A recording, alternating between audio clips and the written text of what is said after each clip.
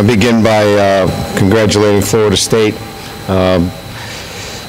They outplayed us in the first half. Certainly, mistake after mistake for us, in particular in the first half. And obviously more mistakes in the second half. We started to overcome some of those, played with I would consider more of a sense of urgency, with the last 12 minutes. But our margin for error was so small that we couldn't make any more mistakes. I was proud of our resolve. We battled, but we just have to learn how to play the game the right way, and that is for 4 quarters. We didn't play with the kind of sense of urgency that I want for 4 quarters, and that was evident in our play. We didn't tackle very well. We couldn't get off the field on 3rd down. We didn't execute very well offensively. We had 2 turnovers in our punt return game, which we thought would be an asset for us, and then we had a blocked field goal and a blocked extra point. Anytime you have those kinds of situations, you're setting yourself up for a long night. And despite all of those things, I stand here in front of you with an opportunity to bring the game into an overtime situation. So what we did well is we battled. I'm proud of the way we battled. What obviously we need to do better is play with a sense of urgency for 4 quarters, which we did not. What we learned is we've got to coach better. I mean, we've got to have our kids coached in a manner where they're ready, and I'm accountable for that. And we have to have them tackling better, executing better in all phases. So with that, I'll open up to questions. Coach, do you think it took your quarterback a little while to get in the rhythm? Yeah, there's no doubt. I mean, it's an opener, and you saw a better rhythm. We had some drop passes, and we didn't protect as well. That's a good team. Florida State played well. That's why I congratulated them at the very beginning. They for 4 quarters, they played better football, quite frankly. But yeah, we got into a better rhythm certainly in the second half. Jaden did, and he's a threat. But we don't want to rely on him having to go back there. And when he does sit in the pocket, we saw his ability to find open receivers, show the patience, and in particular on the last touchdown, he stayed in the pocket, showed great patience, and found Dre Jenkins in the back of the end zone. Brian, what do you make of the special team issues? Well, I've been doing this a long time. You put a guy back there, and a guy like Malik Neighbors, and you watch him, you evaluate him through 4 weeks of practice, and you feel comfortable that with his elite skill set and his mindset that he's going to be able to do a great job, and that wasn't the case. That was a mistake that we made. He wants to do it, and we'll have to reevaluate that situation. He's a great kid. We didn't lose the game because he dropped those 2 punts. We miraculously were able to overcome those. You usually wouldn't, but that's that's on us. We made that evaluation. We watched him catch punts, and we felt like he was in a position that he could do that for us.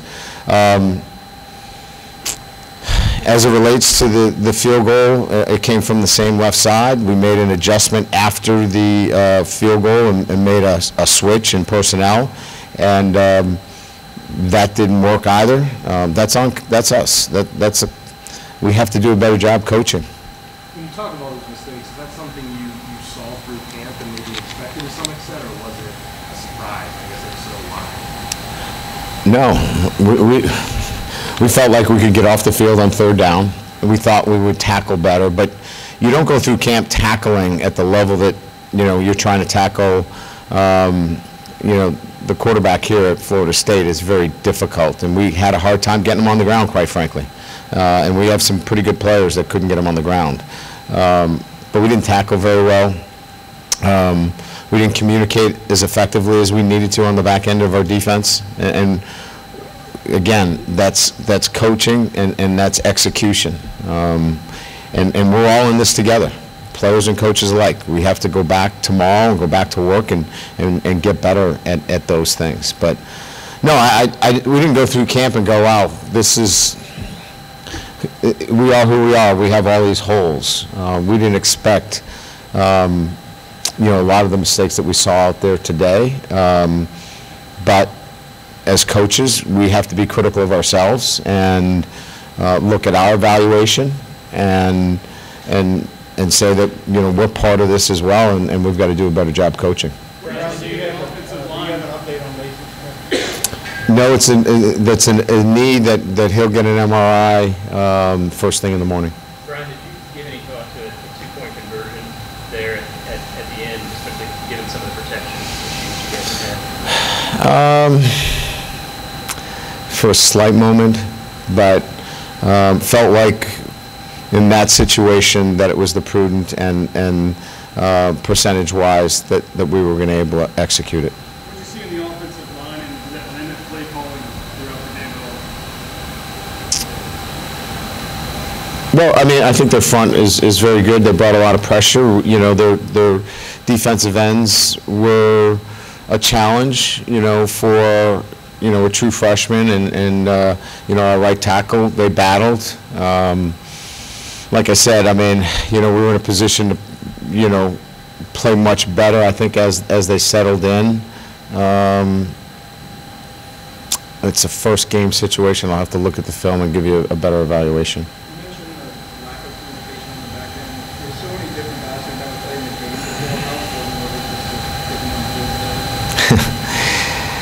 Yeah, I mean, lack of communication is one way to put it. I would just say, as this game is moving fast, it's making sure that you're not tipping off coverages and, making sure you're leveraging the football the right way as well as communicating. And yeah, these guys haven't played a ton of football, and they're going to get better.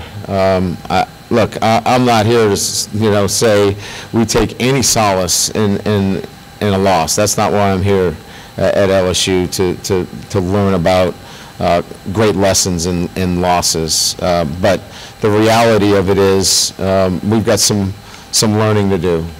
We've got to coach better and we've got to play better.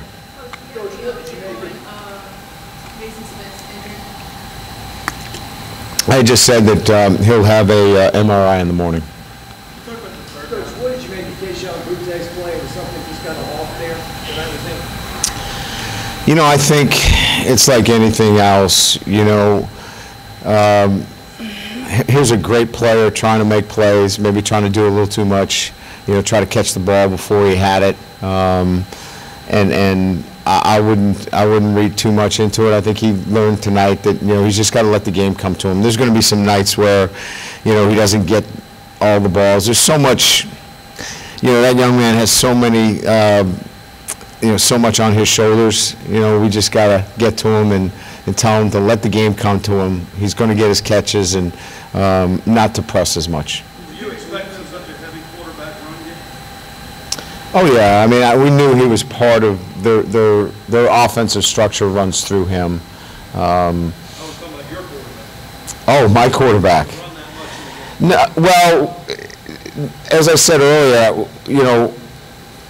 we didn't want him. Those were scrambles that he was smart. There was a lot of man coverage. So, we're telling our quarterback, we got a lot of bare front, we got a lot of pressure fronts, and that was a game plan that we hadn't seen from them.